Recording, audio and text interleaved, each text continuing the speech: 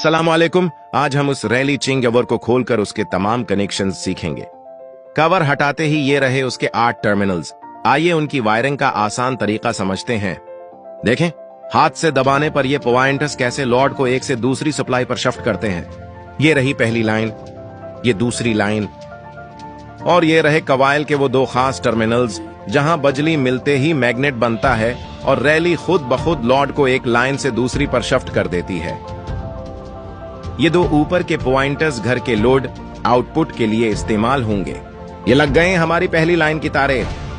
ये रहे दूसरी लाइन के कंकशन और साथ ही मैंने कवायल मैग्नेट की तारें भी जोड़ दी हैं। ये आउटपुट की तारें हैं जिनके साथ मैंने टेस्टिंग के लिए ये इंडिकेटर जोड़ दिया है। अब टेस्टिंग की बारी है।